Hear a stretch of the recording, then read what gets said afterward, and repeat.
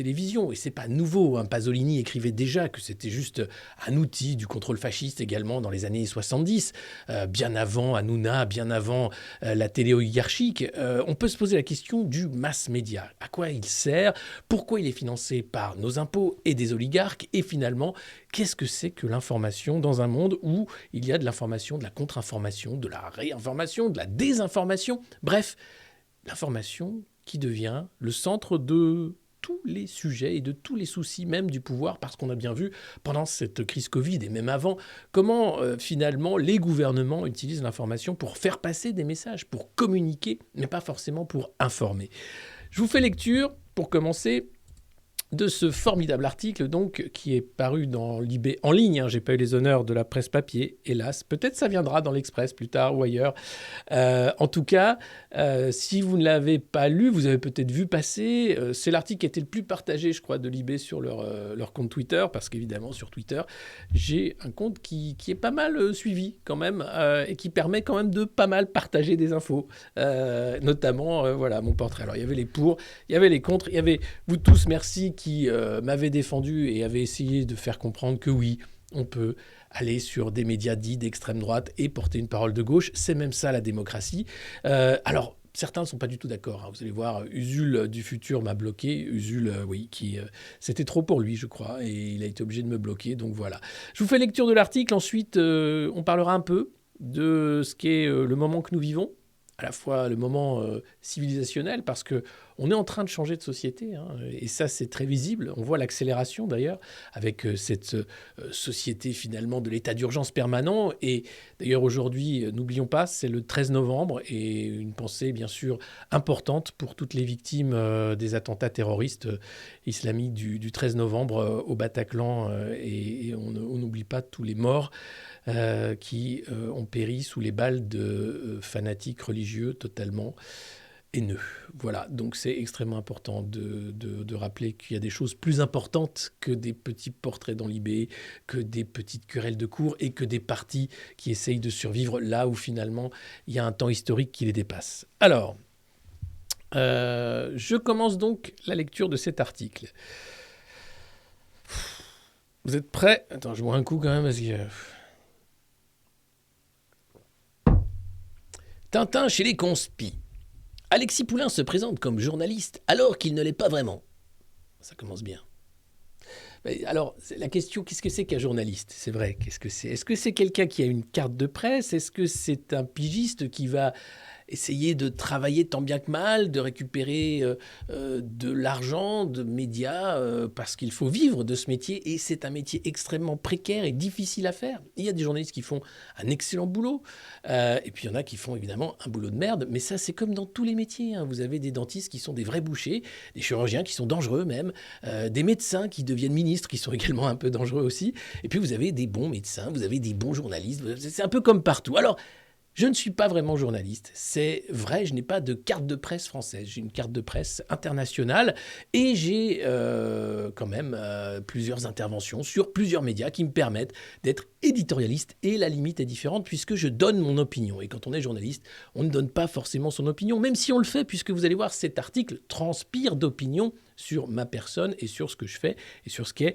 le cadre du débat démocratique en France. Alors, assure qu'il n'est pas complotiste, mais les complotistes l'adorent. Donc voilà, vous savez, alors je ne vais pas revenir sur le complosophisme, vous savez très bien que l'accusation de complotisme n'a plus aucun intérêt en réalité, puisqu'on voit qu'à présent, que ce soit les débunkers, les fact-checkers sont pris les pieds dans le tapis de leur propre contre-vérité, enfin qui étaient des vérités simplement assénées par le marketing de Pfizer. Ils avaient le droit de croire, mais c'est de la croyance, c'est pas des faits.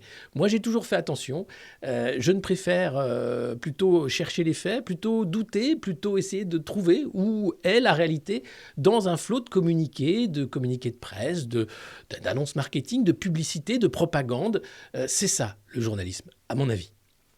Mais bref, vous êtes complotiste, vous le savez, c'est pas grave, enfin, passons là-dessus.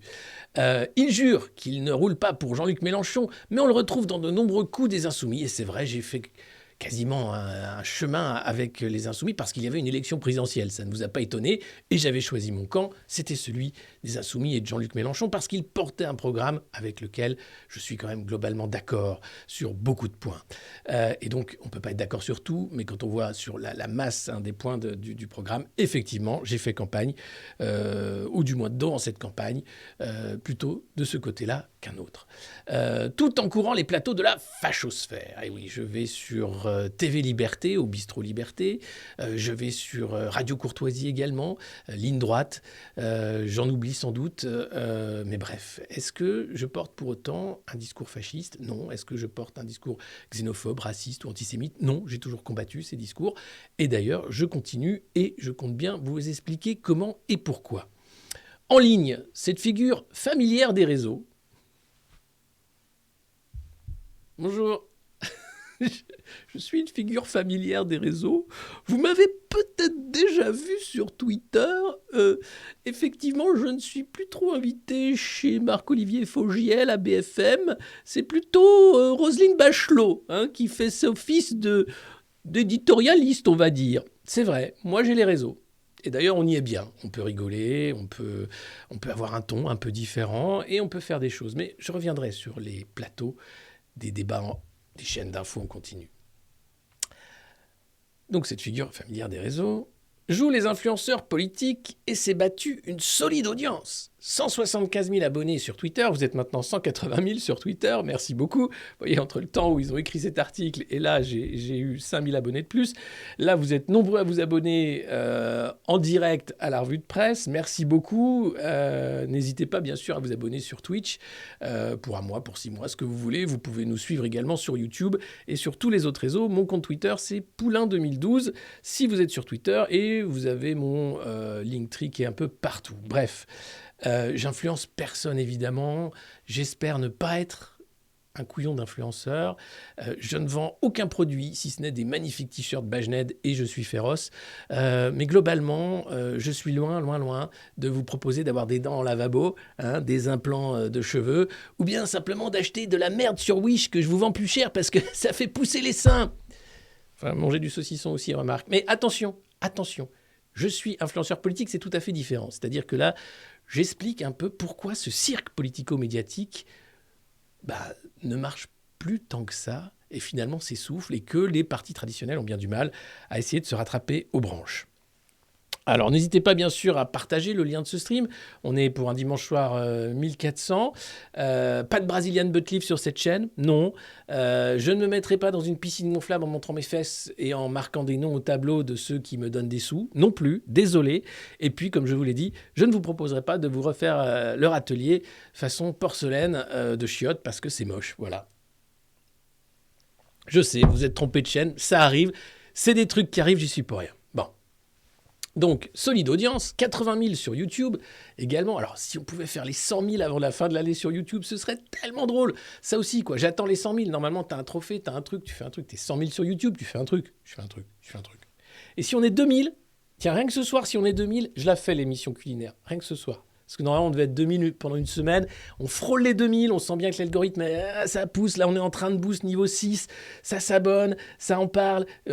Suspendre pendant 5 minutes les annonces, tais-toi. Et puis, vous pouvez cramer des points de chaîne, ça aussi. Ça, l'algorithme adore. On est chez Jeff Bezos ici, c'est Twitch. Et donc, c'est pas l'espace, c'est pas non plus une base lunaire, c'est pas non plus... Bon, mais au moins, voilà, on se dit, je ne suis pas seul, je ne suis pas fou, et j'aurai peut-être cette formidable recette de la tartiflette au carton. Donc, n'hésitez pas, soyons 2000 ce soir, et c'est bon. Alors, qui l'abreuve de discours anti-système, quitte à tomber dans la théorie du complot. Je vous abreuve de discours anti-système. Et c'est vrai, je parle du système politico-médiatique. Et je le dénonce pour ce qu'il est. Un cirque, une mise en scène, un jeu d'acteurs. Quand on a un ministre de la Justice qui est mis en examen, ça ne va pas. Ça ne peut pas tenir. C'est pas ça, la démocratie. Je suis désolé. Surtout quand le président de la République, lorsqu'il était candidat, jurait qu'il ne ferait pas justement comme ses prédécesseurs et qu'il allait nettoyer un peu cette vie publique, la rendre noble, la rendre vertueuse et faire en sorte qu'un ministre mis en examen devrait démissionner. Comment voulez-vous les croire? Comment voulez-vous y croire? Comment voulez-vous continuer encore? bien sûr, j'appelle au vote, j'appelle à l'engagement politique, j'appelle quand même à y croire parce qu'on n'a pas le choix. On a le droit de vote, il faut bien l'utiliser. Et ça, c'est intéressant. Donc oui, j'ai un discours anti-système sur le système politico-médiatique, qui est un système complètement moisi, en train de se nécroser devant nos yeux. Et donc ça, c'est nécessaire et c'est utile. Et c'est pour ça que vous êtes si nombreux, je pense, ici, et sur d'autres médias indépendants. Quant à la théorie du complot, je ne vais pas y revenir. Mais enfin, c'est 2 boosters parce que non, puisque avec le... Parce que vous me... Est-ce que vous pouvez me mettre un peu de mou? Ouais, voilà. Avec le Moderna, ça ira bien. Merci. Wow, mettez durable, ça ira. Voilà. Non, mais je ne vais pas faire la théorie du complot. Évidemment, mais on a le droit de douter des discours marketing de grandes entreprises internationales multicondamnées. Simplement ça, juste. Et puis on a le droit aussi de demander qui négocie les contrats. Pourquoi les prix de ces vaccins ont été si chers? Pourquoi Ursula von der Leyen refuse toujours de publier ses SMS et les discussions qu'il a eues avec le patron de Pfizer? Est-ce que c'est du complot? Non. C'est simplement du contrôle démocratique. Demandez pourquoi à un moment, des gens s'arrogent un tel pouvoir sur autant de millions d'individus. C'est proprement dangereux. Simplement ça. Donc, c'est de l'alerte. De l'alerte, c'est tout. Pas du complot. Celui qui se revendique socialiste, oui. Le socialisme de Jaurès, je pense qu'on a un problème fondamental, qui est la lutte des classes. Il n'y en a pas d'autre. Vous avez une bourgeoisie de plus en plus violente, dont l'issue est le fascisme, qui veut toujours soumettre et minimiser la violence qu'elle donne, qu'elle propose aux prolétaires. Et ça ne changera pas. Il y a la classe moyenne qui a fait tampon pendant quelques temps, mais là, on voit bien que c'est en train de se rétrécir. Et c'est un vrai danger, parce que je ne pense pas que la bourgeoisie survivra à la fin de la classe moyenne. Et ça, oui, c'est le socialisme. Mais pas... On ne va pas parler du communisme, on ne va pas parler de ce qui s'est passé, bien sûr, avec le stalinisme. Les Stal, il y en a encore, il n'y a pas de problème avec ça. Mais je pense que le partage, l'idée même de partage, l'idée même de dire que les richesses, on ne peut pas continuer dans un système qui produit des milliardaires et qui produit des millions de pauvres. Ce n'est pas un système qui est sain pour l'humanité, ce n'est pas un système qui est juste. Voilà, donc c'est une question de justice. Et en cela, le socialisme me paraît quand même être un outil de réflexion intéressant et l'anarchisme aussi. J'ai vilipende la dictature sanitaire, tu m'étonnes, et l'imposture du progressisme. Oui, parce que quand on nous parle de progressisme et que c'est le macronisme, excusez-moi, mais bosser jusqu'à 65 ans, c'est pas du progrès.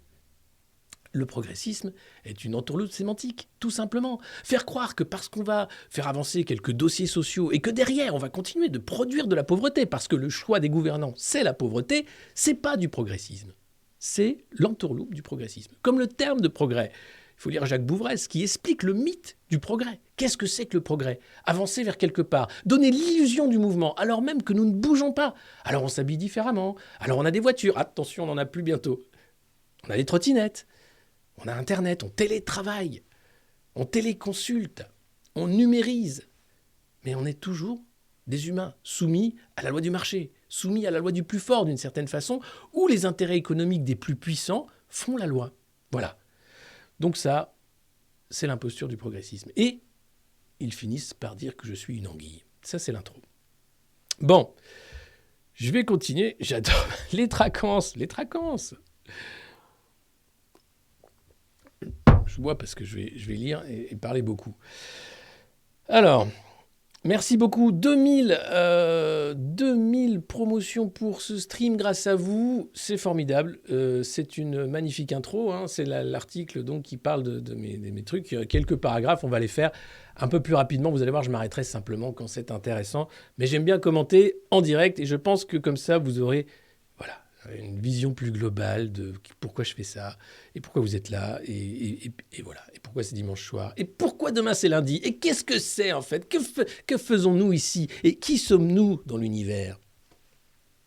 Vous n'aurez pas réponse à ça, je suis désolé.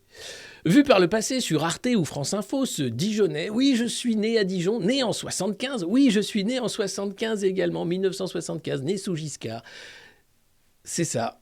Voilà, donc j'en connais du giscardisme, je sais le reconnaître comme ça, moi, comme ça.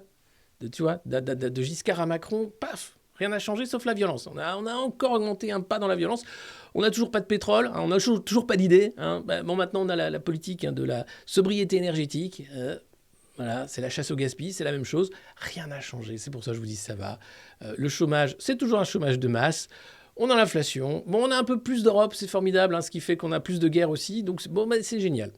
Franchement, là, on est très bien. Et depuis quelques années, il est terroriste sur Sud Radio. Absolument. On l'a vu aussi sur la chaîne pro-Kremlin RT France. Alors, la chaîne RT France, elle est financée par la Russie, évidemment, mais la rédaction est composée de journalistes encartés, là, pour le coup, avec des cartes de journalistes français. Et là encore, sur le pro-Kremlin, évidemment, quand vous êtes une chaîne financée par la Russie, vous n'allez pas casser du sucre sur le dos de la Russie. Ça paraît quand même une ligne éditoriale majeure. Mais il a toujours été question de faire une info incritiquable parce que justement, RT France sait qu'elle a le CSA sur le dos et que le moindre faux pas valait suspension ou ce qui se passe maintenant. Mais là, c'est même pas le CSA, c'est Ursula qui a décidé que non, c'est une chaîne de propagande, il faut la couper. Bref, désormais interdit de diffusion dans l'Union européenne. Là, on passe, un média censuré dans l'Union européenne, c'est normal puisque c'est un média russe.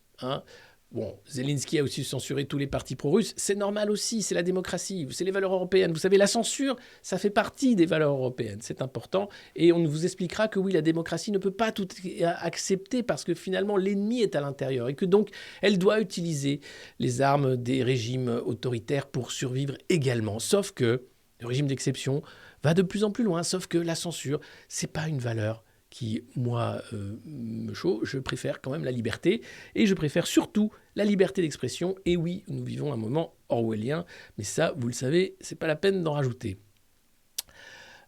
Curieuse trajectoire pour celui qui assure que LFI est le mouvement dans lequel il se reconnaît le plus, d'autant que dernièrement il est aussi devenu chroniqueur pour l'antenne d'extrême droite Radio Courtoisie et a fait des apparitions sur la web télé identitaire TV Liberté, ou encore auprès de l'ex-FN Florian Philippot et chez l'une des têtes d'affiche de la mouvance QAnon francophone à la croisée de l'extrême droite et du conspirationnisme. C'est vrai, je suis allé sur Radio Québec, qui est quand même, bon les mecs quand même, Radio Québec, bon, Alexis Cosette m'a invité, donc on m'invite, j'y vais, tu vois. Je dis pourquoi pas, on va faire une émission, on va parler. Et c'est vrai, Alexis Cosette, à un moment, Radio-Québec, c'était toutes les semaines, Trump devait faire un truc, il allait se passer un truc, ils allaient arrêter les machins. Bon, ça, et puis QAnon a raconté quand même tout et n'importe quoi avec les Q-drops. Et ça, je suis pas ça. Mais je vais y parler quand même, parce que ça me paraît intéressant d'expliquer ma vision du monde à des gens qui ont peut-être une autre vision du monde. Tout simplement. Quant à Florent Philippot, pareil, il m'invite, je vais le voir. Sur ses positions sur le pass vaccinal, je suis d'accord avec lui. Je suis désolé, ce pass vaccinal n'a pas lieu d'être, c'est une aberration. On a quand même autorisé, le Conseil constitutionnel a autorisé quelque chose de totalement anticonstitutionnel, anti-liberté, contre la liberté de circulation, contre la liberté des personnes, pour un produit dont maintenant on se questionne sur l'innocuité et la façon dont il protège réellement. Alors pas tous, puisque pour François Braun, c'est génial. Et puis nous également. Ici, on respecte les consignes de l'OMS. Allez faire le booster si vous ne l'avez pas encore fait, c'est extrêmement important. Mais bon, certains se posent des questions. Voilà, on a le droit de parler où à la fin? Voilà la vraie bonne question à laquelle je répondrai tout à l'heure. Je ne suis pas complotiste, se défend Poulain, attablé dans un bar de la gare de Lyon. On a bu du Perrier. Même lorsqu'il parle sur son site de biocontrôle à propos du pass vaccinal? Point d'interrogation. Oui, alors, pourquoi je parle de biocontrôle? Parce que le pass vaccinal est une émanation de la biopolitique, telle qu'elle a été expliquée par Foucault dans les années 80-70, et parce que Deleuze, lui, parlait de contrôle, de société du contrôle. Parce que l'information, c'est une façon de contrôler, c'est une façon de décider quelles vont être les informations qui vont être ingérées et comment on communique finalement via les masses médias à des gens pour assurer un certain contrôle. Et cet article est là pour contrôler justement. Il est là pour faire peur à des gens qui vont dire « Oh là là, on ne faut surtout pas toucher à ces gens-là, ils sont radioactifs, ils pourraient me contaminer ». Et cette idée de la contamination, elle est clé dans la politique du pass vaccinal et dans la politique du biocontrôle. Oui, de la biopolitique qui va gérer les corps, non plus simplement la pensée, mais les corps, qui va rentrer dans ce que vous avez de plus particulier, de plus précieux, vous. Ça, c'est une biopolitique telle que Foucault l'avait expliqué. Et il n'y a rien de conspi là-dedans. C'est ce que nous vivons. Des sociétés qui se sont arrêtées parce que le progrès technologique fait que finalement, le moment libéral, les révolutions bourgeoises du XVIIIe siècle, qui a permis justement l'éclosion des libertés, qui a permis davantage la fin des guildes, enfin une société plus fluide, trouve sa fin dans la société du technocontrôle. C'est l'avènement dont on est témoin aujourd'hui, malheureusement. Et ça, bon, bah, c'est pareil. Rien à dire, si ce n'est que c'est du conspirationniste.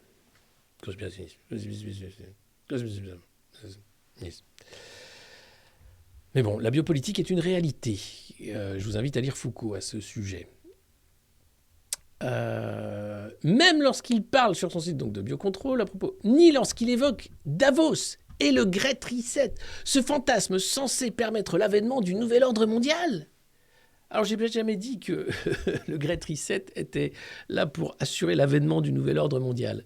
C'est un bouillabaisse fait par les cabinets de conseil pour les cabinets de conseil pour emmener la société vers davantage de conneries, plus de numérisation, davantage de marché pour faire plus de thunes à McKinsey et consorts, avec un Klaus Schwab qui est dans un délire visible de surpuissance. Je vous mets juste une petite vidéo pour souligner ce que je raconte et vous expliquer que non, ce n'est pas conspi d'expliquer que Klaus Schwab est dangereux et qu'il se vante, c'est en anglais, je suis désolé, d'avoir infiltré tous les gouvernements avec son programme de Young Leader.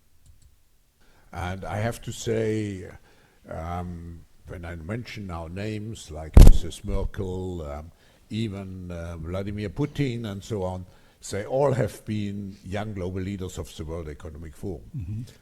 But what we are very proud of now, the young generation, like Prime Minister Trudeau, President of Argentina and so on, that we penetrate the cabinets. So yesterday I was at a reception for Prime Minister Trudeau, and I know that half of this cabinet, or even more half of this cabinet, are actually young global leaders of the World Economic Forum. And that's true in Argentina too. Wow. Yeah. Sorry. That's true in Argentina as well. It's true in Argentina, and it's true in France now. Mm-hmm. I'm with the president, with a young global leader. But what is important for me? Voilà. Non. Mais derrière ça, il n'y a pas une idée quand même d'hubris absolu. C'est-à-dire que le mec est très fier. Il y a Justin Trudeau, Emmanuel Macron. Oh, c'est Papy Schwab, c'est formidable. It could be a cyber pandemic. C'est flippant. Je suis désolé, c'est flippant. C'est pas ça, la politique. C'est pas ça. Un gouvernement du peuple par le peuple. Ça, on a un délire technocratique porté par une élite volontairement. Oui, le World Economic Forum, c'est ce moment où se rencontrent des gens qui sont d'accord sur tout. On doit faire comme ça parce qu'on est d'accord. Il n'y a pas de contradiction au sein de ces instants. De temps en temps, ils invitent Greta pour dire « How dare you !» Attention, c'est moche le climat. Et encore, le climat, c'est un truc... Je dis « Mais attendez, mais qu'est-ce qu'on va faire ? C'est plié de toute façon. » On peut essayer avec la trottinette et le vélo, mais globalement, c'est plié. Donc voilà, mais non, Libé, pour eux, attention, tu ne dois pas mentionner le World Economic Forum. Rien que le mentionner, Davos et le Great Reset, c'est un fantasme qui permettrait l'avènement d'un nouvel ordre mondial. Non, le nouvel ordre mondial, là encore, il a été évoqué par Nicolas Sarkozy, il a été évoqué par Barack Obama, il a été évoqué par peut-être même Macron, je crois, quand il chevauchait le tigre. Donc, merde, c'est pas du délire. Je ne dis pas que ce plan-là va fonctionner, qu'il y a un plan volontaire. Il y a sans doute une lutte. Plusieurs milliardaires qui ont un melon comme as et qui veulent être le champion du sauvetage de la planète. Mais ça reste un entre-soi de captation des richesses où on se refile de la thune pour des fondations, pour des think tanks qui servent à rien, pour des plans machin. Là, vous avez à Paris en ce moment le Forum de Paris pour la paix. Un truc formidable fait par Macron pour dire qu'il est formidable, qu'il sauve la planète après avoir été un champion of the earth. Ça, on s'en fout. Ça, c'est de là. Je vous laisse finir. Bref, le cadre avenant, à la barbe poivre et sel, à qui il arrive de dissimuler sa gêne derrière un éclat de rire, se trouble. Vous avez regardé beaucoup de vidéos, ouais, parce que avant, je leur dis, l'interview a duré 2 heures. Et je leur dis, mais putain, vous êtes fadés toutes les revues de presse, tout ce que j'ai dit, chapeau les gars, vous faites du bon boulot. Alors, ils sont payés pour ça, en même temps c'est vachement bien. Vous voyez, vous regardez et vous vous abonnez au Monde Moderne, vous payez pour regarder, eux ils sont payés pour regarder et pour après dire que c'est nul. Un des deux, non. Remarque, pas Pierre Plotu, mais Massé a trouvé, lui il était fan de Timmy, ça le faisait marrer Timmy. Plotu trouvait ça nul. Donc voilà, chacun son truc, tu vois. Mais bon, ils ont fait leur boulot de journaliste. Ils sont allés voir, ils ont regardé, voilà, ils sont venus m'interviewer. Ça, c'est un boulot de journaliste, tu vois. Ils n'ont pas écrit en disant, ouais, on est allé voir la fiche LinkedIn de Poulain en disant que c'est un mec, voilà. Donc, ils ont fait leur boulot. Très bien. J'étais pas gêné. Quand j'ai rigolé, j'ai vraiment rigolé en m'imaginant les mecs regardant sérieusement, prenant des notes, les vidéos de la revue de presse. Tu vois le délire, quoi. Et je crois qu'ils ont fait ça avant que je mette le chapeau de dinde, mais globalement, c'est chaud, quoi. Donc voilà, bravo à eux. C'était bien courageux.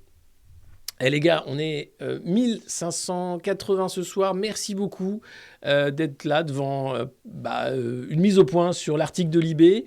Merci de nous suivre et également ici et sur les autres réseaux sociaux. Merci d'en faire la pub par le bouche à oreille. Merci de m'arrêter dans la rue, de dire Bajned et de dire combien cette revue de presse vous aide à tenir dans un monde de plus en plus taré. Et voilà, je crois que c'est aussi le rôle de ça. Et c'est pour ça que je voulais m'expliquer, parce que c'est important de revenir sur certains points qui vont après faire débat, j'imagine. On en parlera à l'issue de la lecture de cet article. N'hésitez pas, bien sûr, à partager un maximum le lien de ce stream sur tous vos réseaux sociaux et à vous abonner, à cramer des points de chaîne, à continuer. Bref, c'est pour ça, on sera peut-être 2000 ce soir. Et si on est 2000 ce soir, c'est l'assurance d'une émission culinaire comme vous n'en avez jamais vu. Voilà. Sans insultes, sans invectives, sans ferme ta gueule, t'es une merde. Parce que quand même, le niveau de la télé, on n'est pas mieux là quand même. Non, parce que je dis, regardez la télé, mais à un moment, est-ce qu'on n'est pas mieux là quand même que devant la télé ? Parce que finalement, c'est la télé interactive. Tu vois, vous parlez, je parle, on peut raconter des conneries. Voilà, donc c'est bon. On est mieux. Oui, ça me paraît bien. Tête de veau lentilles, on verra. Tiens, on votera. Vous voterez pour la recette. Puis il se reprend. J'assume, c'est une question d'impact. Et oui, il y a une guerre d'audience et il faut aller chercher les gens. Mais je tente d'être le plus honnête possible dans ma démarche et avec ceux qui m'écoutent. C'est ça la clé. J'essaye d'être le plus honnête possible. Je ne vends pas de produits de merde. Je ne suis pas influenceur. Je vous vends pas des trucs foireux. Je ne suis pas là pour militer. Je ne suis pas militant non plus. J'essaye juste de témoigner de mon désarroi, avec humour, parce que je pense que c'est important de garder un sens de l'humour dans les temps que nous vivons, et d'être honnête par rapport à ce que je sais de ce cirque-là politico-médiatique. Ça ne veut pas dire que je sais tout, loin de là. Non, certainement pas. Mais je vous fais un travail d'information que vous n'aurez peut-être pas le temps de faire dans la journée. Vous n'aurez pas forcément envie de vous informer en lisant les journaux, en regardant la télé, en écoutant la radio. Et donc, ça permet de s'informer autrement. Et je pense que voilà, ça sert à ça. Et si ça peut servir à ça, c'est déjà ça de fait, c'est déjà ça de pris et je suis très content. Ça, je ne sais pas qui les lit et pourquoi, mais en tout cas, voilà, l'honnêteté est au cœur de la démarche du monde moderne et c'est ce qu'on fait Antoine et moi. Voilà, ce que vous voyez, c'est ce que vous avez, quoi. C'est pas... Et je suis pas en quel but en dessous j'ai un jean, hein, rassurez-vous. Non, parce que j'ai entendu dire ouais, mais il fait ça, machin. Non, et si je me mets en cravate, c'est aussi parce que voilà, c'est un minimum, même le dimanche soir, faut pas déconner. On n'est pas en pyjama le dimanche soir, même non. Numéro d'équilibriste. Honnête ? Pour l'interrogation. Celui qui s'est retrouvé propulsé à la télé en tant que journaliste spécialiste des questions européennes, au mi-temps de la dernière décennie, travaillait alors, nous raconte un ancien collègue, pour la version française du site d'actualité européenne Euractiv. C'est vrai. Oui. Et je leur ai tout dit d'ailleurs, j'ai pas caché. Il en était directeur, chargé surtout du marketing et des partenariats. C'est vrai aussi, oui. Alors que France 24 veut inviter un reporter du site pour un passage en plateau et que personne n'est disponible, Poulain se propose et se laisse à l'antenne présenter comme journaliste. Bordel, quelle malhonnêteté. Non, j'étais présenté comme directeur du site Euractiv. Ce qui était le cas. Ce jour-là, sa carrière dans la com, du célèbre cabinet de conseil Ernst & Young à Reporters sans frontières, en passant par l'ambassade du Royaume-Uni à Paris, prend son virage médiatique. Et c'est vrai, je me suis retrouvé à la téloche sur France 24 en anglais, parce que les journalistes de la rédaction d'Euractiv ne pouvaient pas y aller. Et donc j'ai dit, allons-y. C'était au cœur de la crise grecque. Voilà. Et je me retrouve d'ailleurs dans les premiers trucs face à Raquel Garrido j'ai pas pu en placer une. Je connaissais pas la télé. Donc t'arrives, tu fais waouh, c'est quoi ce machin? Mais voilà. Donc j'ai appris. Et j'ai appris aussi ce qu'est un spécialiste de plateau, comme Sergueï Girnov par exemple. Ah ouais, c'est un mec en fait qui est arrivé là. Il a vu de la lumière, il est passé, il a dit je veux bien moi. Et après on l'appelle, on dit tu t'es libre, tu veux venir? Oui, pas de problème, j'arrive. Souvent ça marche comme ça. Donc voilà, l'honnêteté, elle est là. Je n'essaye pas de me cacher derrière des titres ronflants, de faire semblant de sauver la planète ou quoi que ce soit. Non. Et j'essaye de ne pas maltraiter les gens non plus. Voilà. Ça me paraît être quand même un plan de carrière pas dégueulasse, quoi. Alors, les plateaux de l'extrême droite, c'est antifasciste. Jure y aller pour porter la contradiction. Ah oui, mais après avoir visionné beaucoup de ces interventions, ça ne saute pas aux yeux. Pourtant, j'ai parlé, je suis contre cette idée du grand remplacement, évidemment, qui est complètement bidon, parce qu'il y a de la démographie, bien sûr, mais quand on voit les atermoiements sur l'Ocean Viking, 284 migrants, on est loin d'un grand remplacement, 80 000, les flux de réfugiés. Alors après, vous avez un risque de submersion migratoire, potentiellement, si on ne règle pas à l'échelle mondiale, les problèmes. Enfin, regardez, la fondation de l'Open Society, George Soros, lui, demandait à l'Europe d'accueillir plus d'1 million de réfugiés chaque année. Bon, on en est très très loin. Et ça ne veut pas dire qu'on ne pourrait pas le faire. La question, c'est pourquoi le faire si on a 3 millions de chômeurs dans nos pays, si on a 10 millions de pauvres en France? Comment on fait? Quelle est la magie, en fait, pour arriver à faire en sorte que des humains, quelle que soit leur couleur de peau, quelle que soit leur origine, leur pays de maltraitance, des humains aient à manger, un futur pour eux, pour leurs enfants, un toit, et puissent avoir le respect dans la vie. C'est ça la question. Et comment ça se fait que, avec autant d'années de recul, on n'est toujours pas foutu de le faire, et qu'on met toujours autant d'argent dans la guerre, et qu'à l'hôpital, en ce moment, c'est l'effondrement. Et qu'Olivier Véran nous explique que c'est pas le tri. Non, c'est pas le tri, déconnez pas. On fait un peu semblant, on essaye de... Mais c'est pas le tri. Donc je veux bien. Mais la question centrale est là. Comment quelques milliards d'abrutis sur cette planète sont pas foutus de s'organiser pour arrêter de se tuer? Bon. Alors, dans l'entre-deux tours de la présidentielle, il sonne la charge contre Emmanuel Macron. Bonjour à Saint-Denis. Ah bah la Macronie.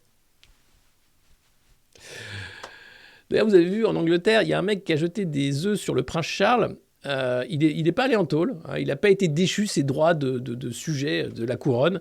Il a simplement été interdit de transporter des œufs dans l'espace public et de s'approcher à moins de 500 mètres du prince Charles. Voilà. Donc, voilà.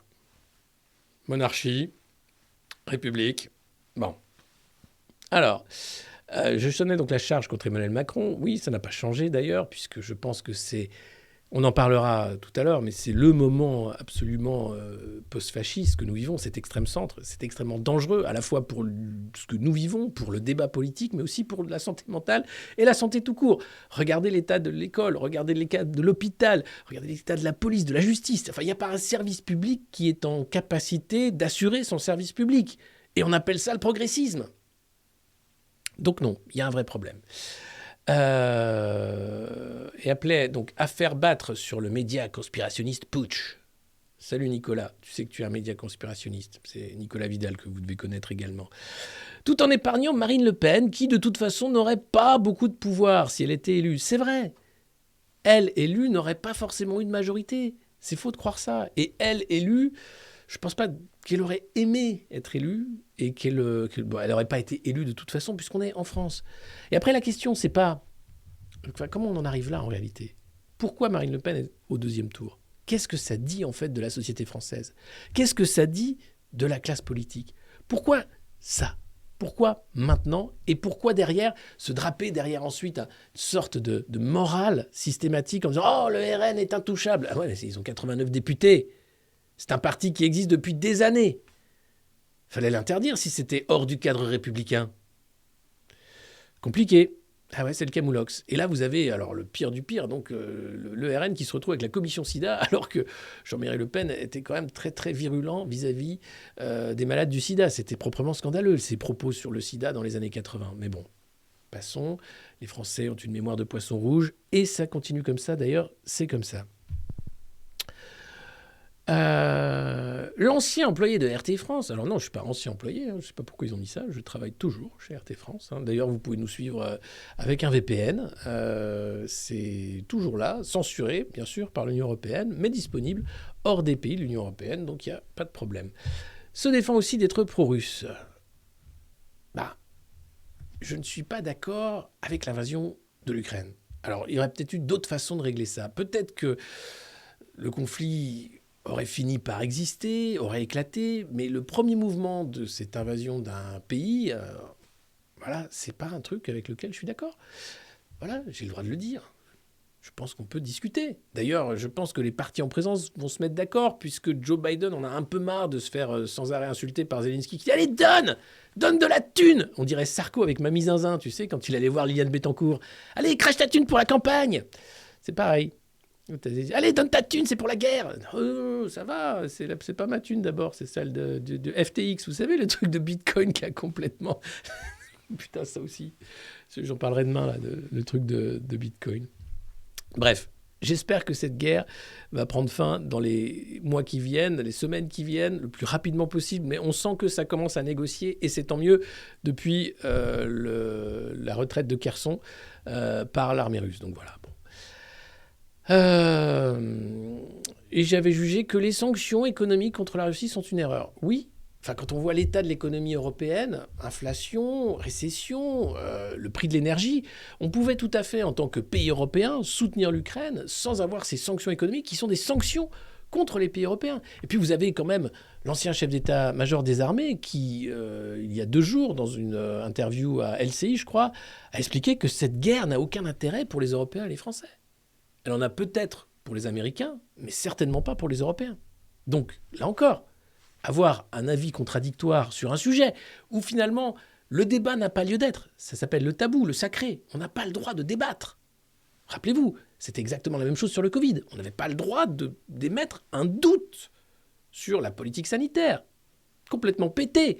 Enfin, à partir du moment où les mecs te mettent des rubans pour dire que les jouets, c'est interdit parce que c'est des produits non essentiels et que finalement, là, tu sais que c'est n'importe quoi. Ça n'a rien de sanitaire. On a affaire à des fous. Et à des fous complètement idiots.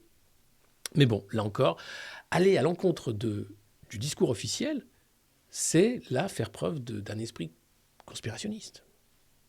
Incroyable. C'est une faillite de l'intelligence. C'est pas autre chose. C'est simplement que la bêtise est devenue une bêtise triomphante.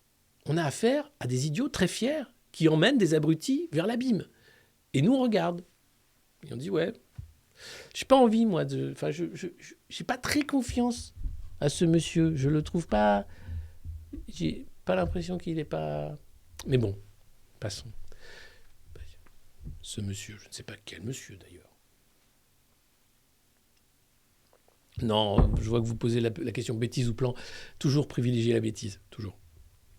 Alors... Voilà, le numéro d'équilibriste n'est pas sans... Ah oui, attends. Alors, le tout sans un mot pour les crimes commis par les forces d'occupation de l'Ukraine.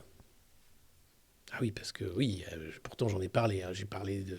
C'est la guerre. Donc vous avez de la censure, de la propagande, vous avez des bidasses, des gamins qui se font trucider, qui trucident, vous avez des gens qui laissent libre cours à toute leur violence. Voilà, des humains. Et il n'y a rien de pire que la guerre. Et ça, par contre, souligner mon discours pacifiste, non, Libé l'a pas fait. Voilà. C'est un classique de la chaîne, prendre des intervenants qui peuvent paraître neutres ou opposants, mais ne jamais leur donner la parole sur des thématiques qui pourraient gêner la Russie, nous confie un ancien de RT. Alors j'ai parlé, dans les premiers jours, de l'opération spéciale, évidemment, puisque c'était comme ça qu'elle était appelée. Ensuite, j'ai très vite appelé ça une guerre. J'ai aussi condamné publiquement cette guerre. Voilà, je vois pas où est le problème. Ce numéro d'équilibriste n'est pas sans rappeler celui de Jean-Luc Mélenchon, au moins jusqu'à l'invasion de l'Ukraine par Moscou. Bon, voilà. Très actif et disponible. On arrive à la fin, putain, c'est long. En fait, c'est long parce que je digresse. À la France insoumise, Alexis Poulain, un pied dedans, un pied dehors. Pas encarté, il n'y a pas de carte en même temps, c'est un mouvement. Il est de nombreux coups du parti. Dès janvier 2018, il est chroniqueur aux médias, la web télé insoumise. C'est vrai. Peut-être c'est là que vous avez pris connaissance de ma ganache en premier. J'avais même une chronique sur les affaires européennes. Eh ouais. Qui vient d'être lancée par Gérard Miller et Sophia Chikirou. Et c'est la communicante de Mélenchon qui, assure-t-il, l'a fait venir. Oui, enfin, elle et il y a Julie aussi qui m'avait appelé. Bref, c'était des gens de la fille qui m'avaient appelé en disant « Est-ce que ça te dirait de venir à la web télé ?» Moi, je dis « Ouais, ça a l'air bien, c'est cool !» Et puis j'ai quitté le navire quelques mois plus tard, en même temps que la future députée de Paris, ciblée par une fronde interne critiquant notamment sa gestion humaine et surtout financière. Et là, je ne vous raconterai pas les détails. J'ai fait un article à l'époque de pourquoi je quittais le média. J'y suis revenu avec Denis Robert d'ailleurs pour parler d'Epstein pendant quelques épisodes. En octobre 2020, on retrouve Poulain parmi les fondateurs de l'Observatoire national de l'extrême droite, l'ONED. C'est vrai, avec Thomas Porte, là encore. C'est Thomas qui m'avait appelé, j'avais dit oui. Quantité de cadres de la France insoumise. Cette fois-ci, il est embarqué par Thomas Porte, voilà. Lui aussi devenu député en juin.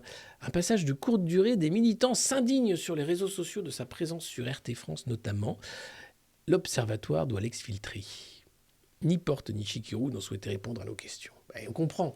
Vous avez 2 députés élus, ils ne vont pas prendre la parole publiquement avec des journalistes de Libé pour défendre Poulain. C'est pas leur rôle, hein, et ça va très bien. Et sur l'ONED, je me suis barré, comprenant que je n'y avais plus ma place, parce que justement, on n'était pas d'accord sur la gestion de la communication, sur le fait d'aller sur d'autres chaînes de télé pour défendre une parole antiraciste. Voilà. C'est la rupture, c'est ce qui fait que Usul me bloque sur Twitter, c'est que vous avez une partie de la gauche qui considère qu'on ne peut pas aller débattre sur des chaînes d'extrême droite, de droite, parce qu'on ne doit pas parler à ces gens-là. Donc, on reste débattre entre gens de gauche, entre gens qui sont d'accord. Moi, je ne vois pas l'intérêt. Et je me suis expliqué face aux gens de l'ONED. On a eu, c'était une visioconférence, j'ai expliqué pourquoi je faisais ça, c'était une stratégie, et que pour moi, elle était utile. Parce que porter la parole au-delà de la litière pour chat, où ils sont tous d'accord, c'est vachement intéressant. Enfin, un chat, c'est territorial. Si tu restes dans ta litière, tous les autres chats vont bouffer le territoire. Et toi, tu restes dans ta litière, t'es super content. Ça sent la pisse, ça sent la merde, t'es déjà plein. Et derrière, qu'est-ce que t'as ? Des chats qui sont en train, eux, d'avoir le reste, qui peuvent chasser tranquillement les oiseaux, les petites souris. Et toi, t'es là dans ta litière et tu les regardes. Je vois pas l'intérêt. Mais bon, pour certains, c'est inutile. Et c'est moi l'idiot utile. On y reviendra puisque c'est le terme de la conclusion. Vous allez voir, la conclusion est splendide. Splendide parce qu'elle montre finalement ce qu'est la censure. Voilà, donc j'ai expliqué pourquoi je faisais ça et je suis parti. J'ai pas envie d'être un boulet, c'est pas la peine. Mais je sais qui je suis, je sais quelles sont mes valeurs et je sais pourquoi je le fais. Ancien proche de Jean-Luc Mélenchon, écarté en 2018 pour dérive droitière, Georges Kuzmanovic se souvient très bien de la première fois qu'il a croisé Poulain. Kuzmanovic, vous le connaissez peut-être, c'est vrai, il était à la France Insoumise, il est parti, il a fondé un parti qui s'appelle République Souveraine. Et voilà, depuis qu'il fait de la politique, c'est compliqué de faire de la politique. Moi, je préfère rester commentateur de l'effondrement parce que finalement, c'est rigolo et qu'on peut s'informer et aussi faire de la politique. Parce que s'engager, militer, c'est bien. Mais on peut faire de la politique de plein de façons différentes. S'informer, c'est politique. Et donc, je pense que là, on fait quelque chose d'intéressant. Donc, que dit Kuzma ? Je l'ai rencontré à l'université de la fille en 2016. Alexis est ce qu'on appelait un compagnon de route du PCF. Alors, je n'ai pas souvenir d'avoir été compagnon de route du PCF, mais pourquoi pas. Pas encarté, mais très actif et disponible. Il courait de réunion en réunion, même à l'autre bout de la France. C'est vrai, j'ai fait quelques réunions. Là encore, quand on m'invite, je viens. C'est facile, en fait. Je dis oui et je viens. Et je m'excuse puisque j'étais invité à l'université d'automne de l'UPR. Je n'ai pas pu venir pour des raisons personnelles, malheureusement, mais j'étais invité. Et j'aurais eu plaisir à venir débattre également avec les gens de l'UPR. Donc voilà, et j'étais là. Et j'étais présent et j'ai fait, oui, plusieurs meetings. Mais là encore, je ne suis pas militant. 2 ans plus tôt, en 2014, Poulain prenait la plume dans la lettre d'information du MEDEF Île-de-France pour défendre le rôle des lobbies à Bruxelles. Et c'est vrai, je travaillais pour Euractiv. Et à l'époque, j'étais totalement européiste. Ouais, pas Eurobéa, Eurocritique déjà. Mais je savais très bien que Bruxelles était un nid de lobbyistes et que oui, les lobbies, vous en avez de toutes sortes. Également des lobbies citoyens. Vous avez par exemple Climalt est un lobby citoyen. Vous avez Anticor, qui est un lobby citoyen, qui est extrêmement important dans les affaires de corruption. Vous avez plein de lobbies qui sont des lobbies citoyens. Et puis vous avez les lobbies d'argent. Par exemple, là, à la COP27, il n'y a jamais eu autant de lobbyistes du pétrole. Mais c'est ça les lobbies. Donc je sais de quoi je parle.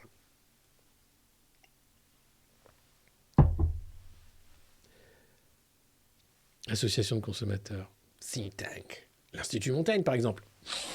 Oh la vache! On a sorti un rapport sur les pauvres qui bossent pas. C'est vraiment de la merde. Hein? Non, les pauvres, pas le rapport. Le rapport, il est comme as. Ça va vous? Ouais. C'est Laurent Bigorgne.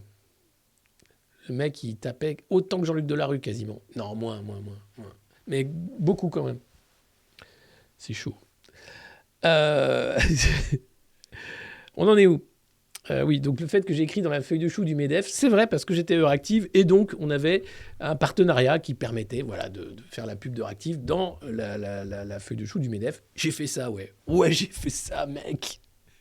J'ai fait des trucs de dingue, moi. Ouais. Ah oui, bravo. Bravo, Poulain. Alors, le même fustige aujourd'hui le Forum économique mondial de Davos. Ils reviennent là-dessus. Hein. Une organisation inutile et dangereuse faite par les lobbies pour les lobbies et contre les démocraties. Oui, c'est un truc dangereux. Je viens de vous mettre la vidéo de Klaus Schwab, si vous étiez là tout à l'heure. Vous savez bien qu'il n'y a rien de démocratique là-dedans. Et que oui, ce sont les cabinets de conseil qui sont à la manœuvre et qui sont très contents d'avoir un lieu pour s'exprimer, dérouler leur plan finalement de développement commercial. C'est rien d'autre que ça. De la thune sur la silver economy, de la thune sur les vieux, de la thune sur les morts, de la thune sur les élèves, de la thune sur les malades, de la thune sur l'information par exemple. Bref. Donc on a le droit de critiquer Davos. Ça s'appelle le journalisme même. Mais bon. Alors, raison... Alors, attends, c'est ça. Kuzmanovic décrit aussi un homme profondément anticapitaliste. Ouais. Alors, attention. Je pense que le capitalisme a été une bonne chose à un moment donné, notamment l'invention de la démocratie libérale, l'économie qui a permis à un moment de faire des progrès. Des progrès, oui, il y a eu un moment de progrès. Et puis arrive la guerre. Et là, vous comprenez que le capitalisme finit toujours dans la guerre. Jaurès, le capitalisme porte la guerre comme l'orage, comme la nuée porte l'orage. Donc c'est un système dangereux. C'est un système de prédation, c'est un système de destruction. Destruction parce qu'il va falloir chercher, creuser toujours plus, aller chercher de nouvelles richesses, aller chercher de nouvelles matières premières, faire de l'humain une matière première. Et ça, c'est dangereux. Donc oui, je suis anticapitaliste. Et là, vous ne pouvez pas m'attaquer là-dessus. Mais attention, l'entreprise, la libre entreprise, c'est quelque chose de bien. Maintenant, la prédation, les mines pour les enfants, non, c'est de la merde. J'ai pas le générique. Mais bon. Et qui suit tous ceux qui sont d'une manière ou d'une autre souverainistes. Et oui, là aussi, pas de secret pour personne. Je suis souverainiste. Je pense que la question de la souveraineté est centrale pour, justement, une certaine justice et une certaine expérience de la citoyenneté. Parce que quand nous allons être de la chair à canon, de la chair à industrie, de la matière première, de la... Comment on appelle ça? De la ressource humaine. La ressource humaine. Déjà, ce terme est hideux. C'est pas une ressource, l'humanité. Mais si, c'est une ressource humaine, une ressource comme une autre. On l'a accepté. Et donc, vous savez, tous ces glissements sémantiques ont amené cette horreur économique dans laquelle nous baignons actuellement. Avec des grands prêtres de la dette qui vous expliquent qu'il faudra saigner pour rembourser cette dette, qui est de l'argent inutile, invisible, quasiment de la crypto en réalité. Pire même, puisqu'il n'y a même pas la blockchain. Là, on a des banques centrales qui créent de l'argent magique et qui ensuite s'expliquent que l'inflation est arrivée sans savoir pourquoi. Tandis que la finance s'est gavée, puisqu'il s'agissait de soutenir des banques qui étaient en faillite. Bref. Ça bug? Non, vous me dites que ça bug. Donc oui, et donc voilà, être souverainiste, c'est tout de suite déjà tendre le flanc à une critique terrible. Mais la critique de la construction européenne, encore une fois, elle est totalement utile.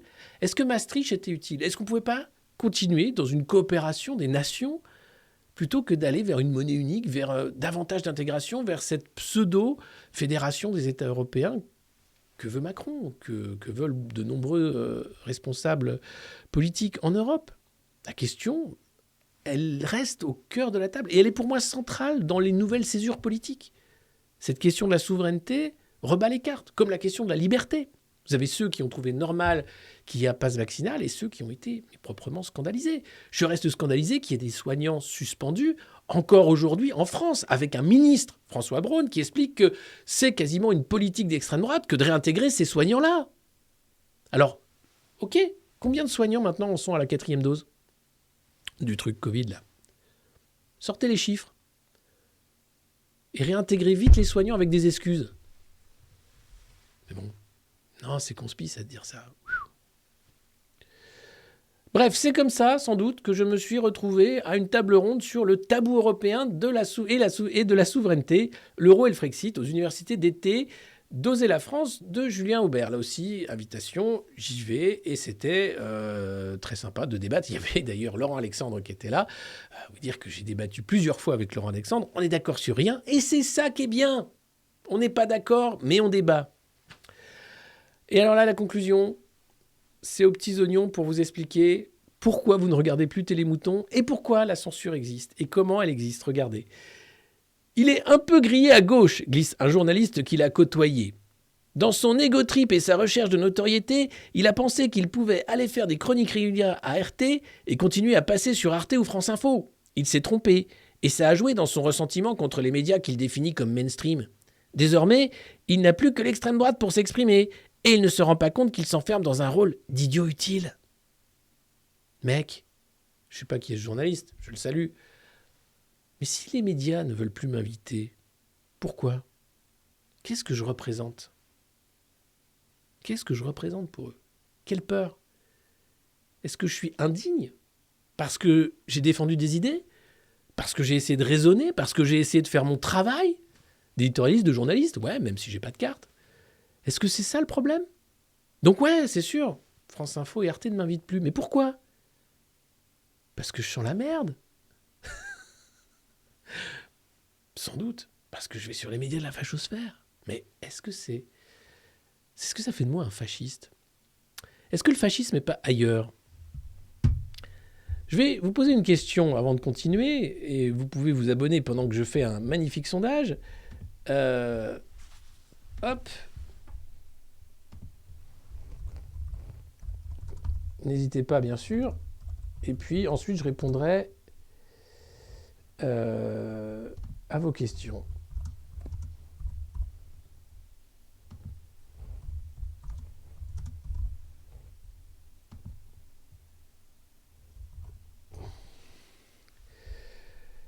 C'est parti, vous avez 2 minutes pour répondre.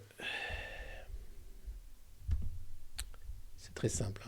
Est-ce que je fais le taf ou est-ce que je fais le faf? À vous de voter. En fait, tous ces procès, c'est de l'inquisition. Enfin, c'est simplement l'idée, en fait, de vous expliquer où il faut penser et où sont les bornes de la normalité et où sont les bornes aussi de la bienséance. Faites ce que vous voulez, mais votez Macron. Ça, c'est extrêmement important. C'est la clé, en fait. Un système qui est là pour montrer les déviants. C'est Howard Baker sur cette théorie de l'étiquetage. À partir du moment où vous exprimez ce qu'est une déviance, vous allez montrer qui sont les déviants, pourquoi il ne faut pas aller vers eux, la déchéance, la drogue, tout ce que vous voulez, le complotisme. Mais le procès en complotisme est stupide, il ne tient pas une seconde. J'ai pas de propos complotistes, je ne défends aucune thèse complotiste. Je les attaque même. Mais je me retrouve toutes les semaines dans Conspiracy Watch parce que j'ai des articles comme ça, parce que par amalgame, parce que j'ai osé remettre en cause la politique sanitaire du gouvernement, qui, à mes yeux, était dangereuse pour nos libertés et dangereuse pour notre santé. Mais enfin, on est où? Et la conclusion de l'article est terrible. Voilà, c'est ça. Il s'est trompé. Je me suis trompé. Mais parce que je vais partout, je me suis trompé. Je crois pas. Je crois pas m'être trompé. Et je pense qu'aujourd'hui, il y a un vrai courant important, une presse indépendante, d'une façon aussi de s'informer autrement, qui est là et qui est nécessaire et qui est même utile au débat démocratique. Et encore une fois, j'ai jamais eu un autre discours que de dire d'aller voter en fonction de ce que vous pensez, de vous intéresser à la politique, que pour moi, c'est ultra important de repolitiliser des populations, des jeunes qui sont sur TikTok, qui savent même plus ce que c'est que la gauche, la droite, le marxisme, que voulez-vous ? Ça, c'est extrêmement important. Bon, eh bien, vous avez été plus de 1000 à voter, et pour 97%, je fais le taf. Merci.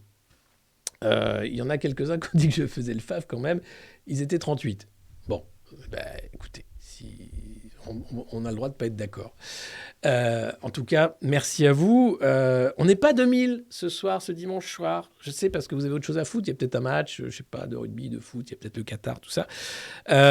Mais merci en tout cas d'être là et d'être là tous les matins pour cette revue de presse et de nous suivre. Je vais vous lire un passage extrêmement important d'un livre d'Herbert Marcuse qui s'appelle « L'homme unidimensionnel ». Alors, c'est un penseur marxiste qui a écrit ça dans les années 60, en 64, sur la société unidimensionnelle, qui est ce moment fasciste que nous vivons en fait.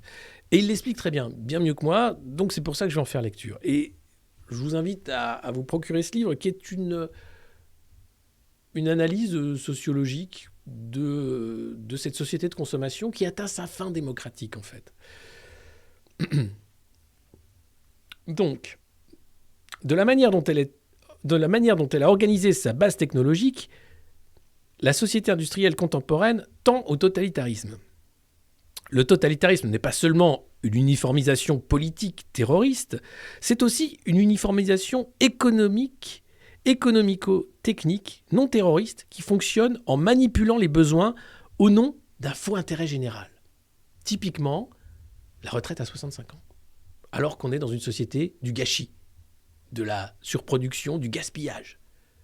Mais pourquoi faut-il travailler plus ? Pour payer des retraites. Mais et la captation des profits, on en est où ?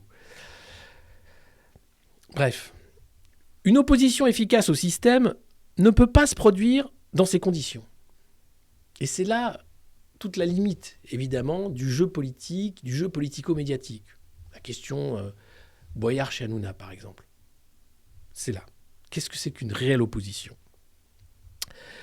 Le totalitarisme n'est pas seulement le fait d'une forme spécifique de gouvernement ou de parti, il découle plutôt d'un système spécifique de production et de distribution parfaitement compatible avec un pluralisme de partis, de journaux, avec la séparation des pouvoirs, etc. Exactement ce que nous vivons.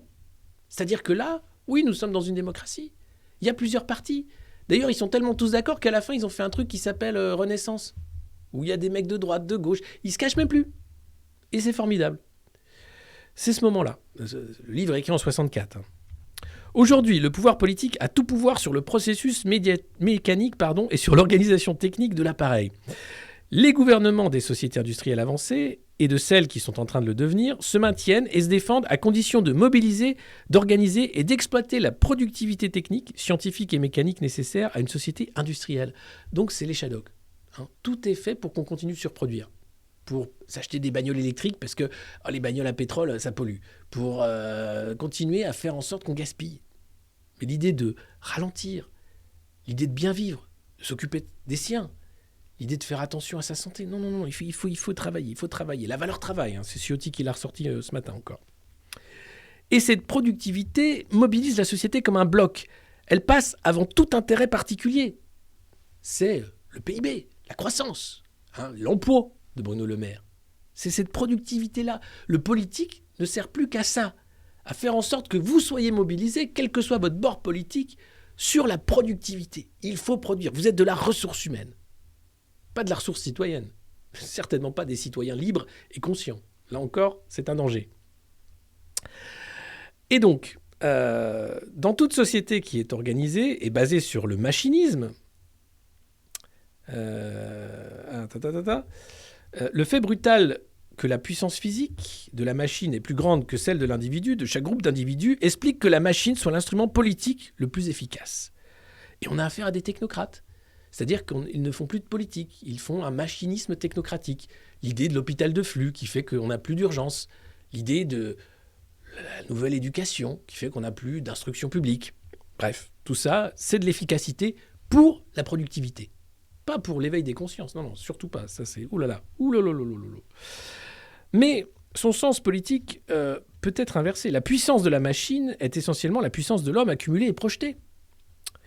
Or, le monde du travail est conçu comme une machine et mécanisé à un degré tel qu'il est le potentiel d'une nouvelle liberté pour l'homme. Mais certainement pas.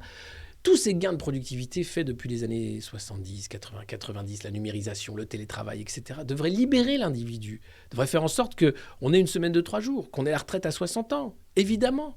Or, qu'est-ce qu'on nous vend avec ce faux progressisme ? Le travail, jusqu'à la mort, quasiment, 65 ans. Je vous rappelle que l'espérance de vie en bonne santé, c'est jusqu'à 63 ans. L'idée même qu'il faut en finir avec les 35 heures, qu'il faut travailler davantage. Pour l'emploi, avec 3 millions de chômeurs. Mais bref. La société industrielle a atteint le stade où on ne pourra plus définir la société véritablement libre dans les termes traditionnels de liberté économique, politique et intellectuelle. Non que ces libertés aient perdu leur signification, mais elles ont au contraire trop de signification pour être enfermées dans le cadre traditionnel. Voilà. Donc ainsi, avoir une liberté économique devrait signifier être libéré de l'économie et de la contrainte exercée par les forces et les rapports économiques, être libéré de la lutte quotidienne pour l'existence, ne plus être obligé de gagner sa vie. Ça, c'est l'utopie anarchiste.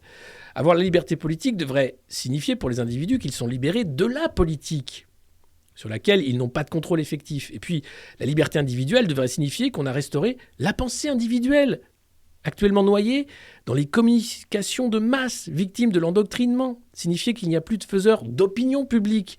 Plus d'opinion publique. C'est pour ça que je veux surtout pas être un influenceur. Je suis là pour que chacun, justement, lise des bouquins, commence à se faire des idées, commence à comprendre qu'il y a une aliénation terrible. Un système dans lequel on est englué. Un système dans lequel on est bloqué. Un système dans lequel, finalement, on se sent totalement dépossédé. Le livre, c'est L'homme unidimensionnel d'Herbert Marcuse. Et il explique ce qu'est l'homme unidimensionnel, c'est-à-dire qu'il n'y a plus qu'une seule pensée. C'est ce qu'on appelle autrement la pensée unique d'une certaine façon, mais le fait qu'il est quasiment impossible de se libérer de cette pensée-là, de ce dogme-là, et qu'on est coincé là-dedans. Voilà. En expliquant d'ailleurs que la combinaison productive d'une société, c'est une société de bien-être et une société de guerre. On est en plein là-dedans.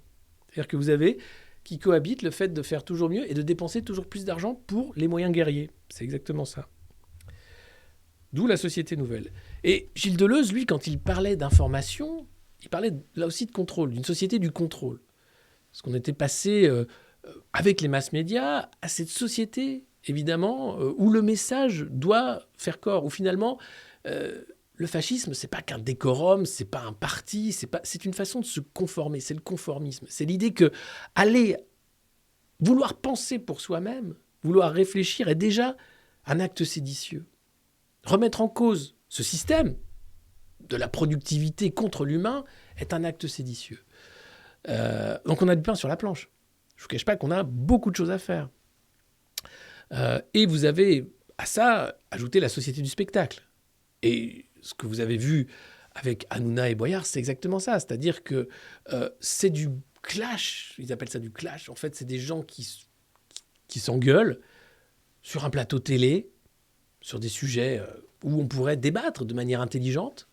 Et d'ailleurs, c'est pour ça que j'aime bien RT France, parce qu'on n'a pas ce genre d'émission sur RT France. Et ben non, on s'engueule, on fait du clash. On est là pour dire ta gueule, ferme ta gueule, t'es une merde. Waouh. Mais ça ne sert qu'à ça, fabriquer du consentement. Sans parler des nouveaux chiens de garde, évidemment, que vous connaissez également. Je baisse, j'éteins et je décale. Sans parler, bien sûr, de la politique de sobriété énergétique, qui est une vaste escroquerie, là aussi. Quand on importe du charbon du bout du monde et qu'on récupère du gaz de schiste et du gaz naturel liquéfié américain par cargo entier au Havre. Donc voilà, je voulais m'expliquer par rapport à ça. Vous dire aussi que cet article, c'est de la pub, hein, c'est très bien, merci Libé. D'ailleurs, Libé, je voulais vous parler de Libé pour conclure. Non, parce qu'ils sont sympas, mais Libération, quand même, Daniel Kretinsky, le Tchèque qui a fait fortune dans le charbon, qui est venu à leur secours en fait en filant 15 millions d'euros quand même pour garantir son financement jusqu'au retour à équilibre prévu en 2026. Donc là, 15 millions d'euros, vous avez jusqu'à 2026 pour me rendre ma thune, vous êtes gentil, c'est un prêt de 14 millions d'euros et 1 million d'euros dans le fonds de dotation que possède le journal, mais sans être au capital du titre de presse. Donc ça, c'est vraiment des bienfaiteurs de l'humanité qui permettent à des titres d'exister, pas du tout pour animer le débat démocratique, justement, avec cet argent-là. Au monde moderne, évidemment, on n'a pas d'oligarques, mais si vous en connaissez, si vous en avez dans la poche, n'hésitez pas de donner-leur mon 06, il n'y a pas de problème.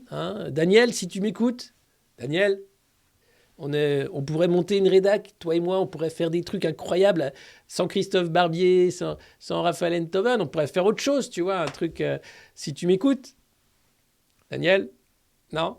Enfin, si vous en connaissez d'autres, éventuellement, voilà, des oligarques, c'est pas ce qui manque quand même, merde, on crée du milliardaire comme d'autres créent du bref. Bon. Là, sur l'année 2021-2022, selon les données ACPM, la diffusion payée de l'IB a été de 93 000 exemplaires par jour en moyenne. Bon, c'est pas beaucoup, mais quand même. Soit une progression de 11%, grâce aux ventes numériques notamment. En juillet, la diffusion de l'IB atteint même le seuil des 100 000 exemplaires. Parce que c'est les élections, donc c'est vrai que ça cartonne un peu plus. 59 000 abonnements numériques. Alors nous, on est loin des 59 000. Vous êtes 830 abonnés sur Twitch. Ça fait loin des 59 000 abonnés numériques. Donc c'est vrai qu'avec de la pub, avec l'audience, on peut faire des choses. C'est pour ça que je passe mon temps à dire qu'il faut qu'on ait l'audience, que c'est extrêmement important pour porter une autre information. Deleuze parle de contre-information, une information contre l'information officielle. Ça ne veut pas dire que c'est de la réinformation ou de la désinformation. Non, c'est une autre information. Et ça, c'est extrêmement important. Et il le dit. D'ailleurs, elle ne s'incarne que dans des actes de résistance. C'est comme ça qu'elle devient utile. Alors, on ne fait pas de la résistance, loin de nous, on n'est pas dans un régime totalitaire, même si, attention, l'homme unidimensionnel veille au coin de la rue à cette société d'endormissement démocratique. Donc voilà, cette information parallèle, autre, elle est essentielle. Et on est loin des 59 000 abonnements, comme je vous le dis. Mais le titre reste dans le rouge. Ouais, parce qu'il y a du monde quand même. Ils se sont mis à deux pour écrire l'article sur moi, donc tu comprends qu'après, il y a du monde et que c'est bon. En 2022, les pertes de l'IB devraient finalement se situer entre 6 et 7 millions d'euros, car le contexte est plus difficile que prévu du fait de la progression des prix du papier et de l'énergie. Ah ouais, mais il y a une aide à la presse qui arrive pour le prix du papier et de l'énergie, plus une espèce d'aide géniale au Paris Peace Forum, là encore 15 millions qui sortent de je sais pas où. En fait, le principe de ce système clos d'élite permet de faire des vases communicants, c'est-à-dire que les millions qui sont récupérés, on ne sait pas comment, par l'impôt, vont aller à des think tanks inutiles, à des instituts comme l'Institut Montaigne, qui vont ensuite faire des rapports qui vont conforter le pouvoir dans le fait qu'il fait super bien son boulot. Toi, tu es là, tu dis, mais l'inflation quand même, monsieur... Ben non, t'as pas ton think tank, ferme ta gueule. Ouais. Donc voilà, donc, c'est une captation de richesse, autre, assez malin, mais ça permet de continuer le système. Et puis, 2 mois de discussion, et l'IB donc, a trouvé les fonds pour pérenniser le modèle économique. Une obligation d'une durée de 4 ans, c'est ce que je vous disais, en toute indépendance, bien sûr, de la rédaction. Nous, on dépend de vous, tout simplement, de vos dons, de vos abonnements, du bouche à oreille, du fait qu'il y a de l'audience qui va faire que de nouveaux gens vont s'abonner, vont prendre des abonnements sur plusieurs mois, vont parler de cette revue de presse qui est le flagship, excusez-moi de ce terme, mais le navire amiral du monde moderne, on va dire.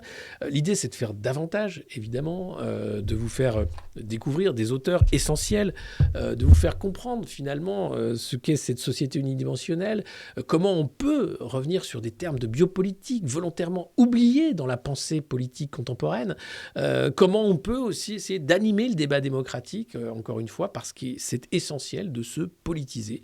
Oui, ça ne veut pas dire être militant, et montrer que l'ordre, la société de l'ordre, les devoirs de Macron, c'est une société finalement de maltraitance. Et on n'a pas à l'accepter. On n'a certainement pas à accepter ça comme un état de fait. Voilà, oui, ce serait bien d'avoir des invités, évidemment, intelligents, qui sortent des bouquins intelligents. C'est aussi notre objectif ici au Monde Moderne. Il y a le nouveau média de Régis, Le Sommier également. Vous en avez plein des nouveaux médias. Et non, tant que vous êtes là, je ne vais pas lâcher, évidemment. Mais ça veut dire que c'est extrêmement précaire. C'est un boulot voilà, qui dépend de l'énergie qu'on peut y mettre, de l'investissement qu'on va pouvoir trouver voilà, auprès d'abonnés, auprès de gens qui peuvent investir aussi dans le monde moderne, bien sûr. Et tout ça grâce à vous. Je vais prendre un moment pour répondre à vos questions, si vous voulez.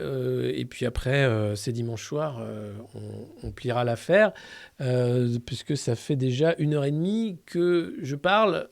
Pas pour ne rien dire, non, c'était important, je pense, de faire un point et de vous expliquer qui je suis et que non, je ne suis ni complotiste ni fasciste. Bien au contraire. J'attends vos questions. Surtout, vous pressez pas. Ma date d'anniversaire, non, 75, c'est déjà bien. Qu'est-ce que tu penses du syndicalisme en France? Un vaste sujet. D'ailleurs, j'ai partagé sur mon canal Telegram un article du Monde diplomatique qui expliquait que les syndicats étaient très critiques de la presse à une époque et d'ailleurs avaient développé toute une pensée sur l'importance des médias dans le combat syndical. Et c'est vrai que là, on a des syndicats qui font des boulots très segmentés, qui refusent de travailler ensemble et qui ne se rendent pas compte du moment historique de ce basculement et qui font partie de cette unidimensionnalité qui fait que la productivité reste au cœur de leur façon de voir le monde. Or, il faudrait décaler ça sur davantage d'humains plutôt que faire simplement d'économie. Ah, Lepage, j'adorerais l'avoir, j'ai pas son contact, mais ce serait formidable de rencontrer Lepage. Mon shampoing, c'est Pétrolane. Vous savez, ce shampoing à base de pétrole. Plus que 30 ans avant la retraite, c'est ça. Mon signe astrologique, mais arrêtez avec ça. Ça dépend. T'es complotiste? Non.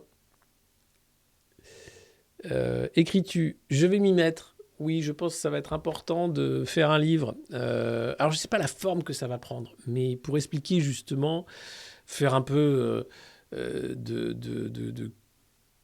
d'explication de ce que j'imagine nous vivons collectivement après ce moment dingue qui a été le Covid, mais qui est juste l'épiphénomène qui révèle encore davantage le moment de la société industrielle. Une fable. Oui, ce sera un conte philosophique. À quand débat avec Ursula? Non. Que devient Antoine? Il est là, il sera là la semaine prochaine. Il devait faire la revue de presse cette semaine, mais il a eu des empêchements. Prêt à manger des insectes? Non. Non. En politique, je vote pour toi. Oui, mais je ne me présente pas. Un petit coup de Lordon. Ah, Lordon est formidable aussi dans le monde diplo. Voilà. Mais c'est marrant parce que le monde diplo, vous avez le monde est propriétaire, pas majoritaire, je crois, mais à une part du monde diplo. Vous me verrez demain matin, bien sûr. Oui, il y a des projets avec Greg et Rémi. Déçu de l'article de Libé? Pas du tout. Je m'attendais à ça. Je trouve qu'il manque d'humour. On aurait pu faire un article plus drôle, plus sarcastique même sur qui je suis. Et puis surtout, aucune mention du monde moderne et de ce qu'on fait sur Twitch ou ailleurs. Surtout, faut pas faire de pub à Poulain, quoi. Je suis déçu parce que voilà, quitte à faire de la pub. Libé a approché Timmy pour l'article. Ah, ils se sont posé la question de mettre une photo de moi avec Timmy. Issu de la revue de presse, et puis ils l'ont pas fait. Je pense les zététiciens, mon Dieu, déjà rien que le nom, j'ai pas envie d'en parler en fait. Mon livre de chevet, en ce moment c'est celui-là que je découvre et qui est très très bien. Bernard Stiegler, parfait. Barbara Stiegler, bien sûr, Barbara Stiegler, oui, ce serait formidable de l'avoir. Ce qu'elle a dit pendant la pandémie était excellent.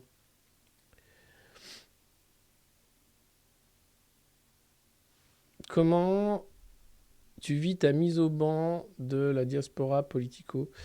Très bien. Mais j'ai jamais cherché ça, en fait. Il y a une telle médiocrité, finalement, et une telle suffisance qui peuvent servir hein, pour des arrivistes, des gens carriéristes, des gens qui sont des nouveaux philosophes, mais qui, à un moment, c'est intenable, en fait. À quand un débat avec Usul? Ah bah, Usul m'a bloqué, donc je sais pas, quand il veut. Moi, je suis ouvert. Ton avis sur Michel Onfray et ses pensées? Est-ce que tu voudras toujours faire de la politique? Oui, mais je fais de la politique, là. On fait de la politique. S'informer, je vous le disais tout à l'heure, c'est de la politique.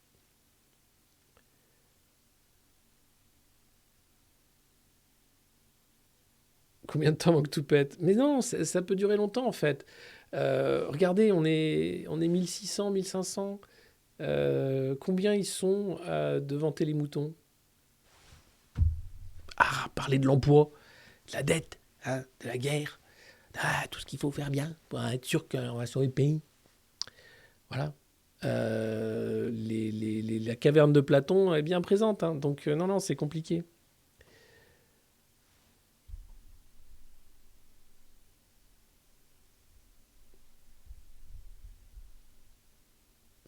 Ponérologie politique. Peut-être. La France dans 15 ans de plus. Non, je suis pas surpris de TPMP. On sait très bien ce que c'est. Quand Boyard y va, il sait très bien où il va. À un moment, vous savez que c'est une émission de divertissement où Hanouna est payé par Bolloré. Vous le savez, ça. Donc, quand vous y allez, vous... Et puis non, le pire, moi, ce que je comprends pas, en fait, je l'ai fait 2 fois, hein, TPMP, c'est tous ces chroniqueurs-là qui servent à rien, qui sont là... Tu dis, mais oh, ta gueule! On peut parler, là, entre adultes? Ça, c'est juste ça. Je comprends pas, en fait, la moitié du plateau qui sert à rien, quoi.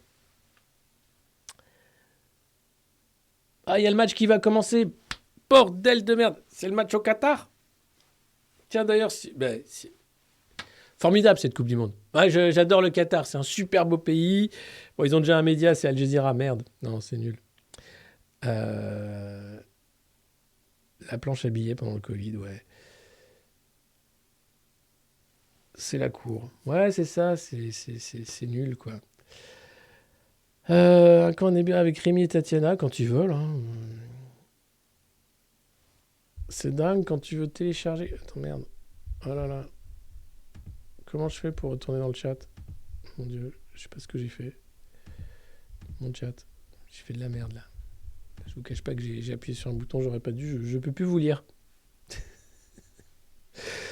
Bon, bah, on va arrêter. Hein. Ah, ça reprend. Paname et Syrie. Oui, des jeux et des jeux et du pain.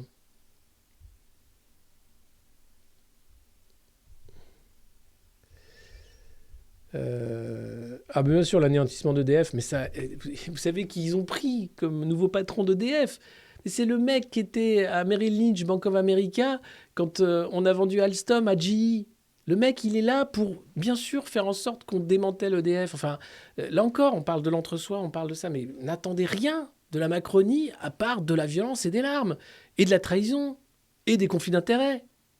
Et ça, les gens le découvrent ou font semblant de le découvrir à chaque fois, mais c'est dingue. Le secrétaire général de l'Élysée, sous statut de témoin assisté, le ministre de la Justice est mis en examen. Richard Ferrand, qui était le haut stratège de la Macronie, avait les casseroles au cul des assurances de Bretagne. Enfin, des mutuelles de Bretagne, pardon. Enfin, bref. Et Assange, bien sûr qu'on parle d'Assange, toujours en prison. Pourquoi? Pour avoir informé, justement.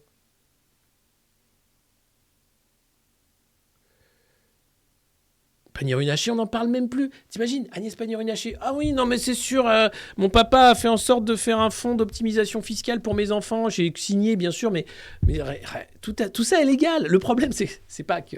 C'est légal. Ouais. Les mecs sont blindés, ils font tout pour garder leur thune, et on les comprend. Mais derrière, ils t'expliquent que toi, il faut faire des efforts, tu comprends? Il faut mettre un col roulé, rouler en trottinette.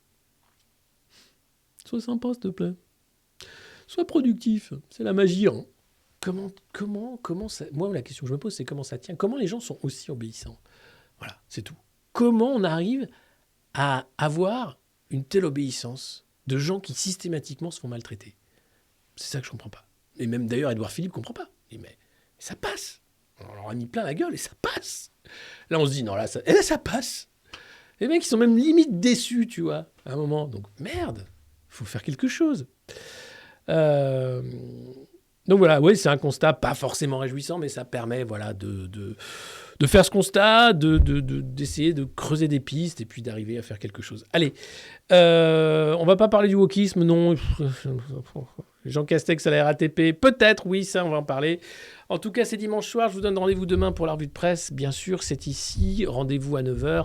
N'hésitez pas à partager ce lien, bien entendu, à vous abonner, à abonner vos parents, vos enfants, votre famille, à ouvrir, bien sûr, des sociétés écrans au Panama si vous avez les moyens pour planquer votre thune. Et si jamais vous ne savez pas quoi faire de votre thune, eh bien, vous pouvez financer un média comme Le Monde Moderne parce qu'on n'a pas Kretinsky qui va nous filer 15 millions pour être à l'équilibre jusqu'en 2026. Voilà.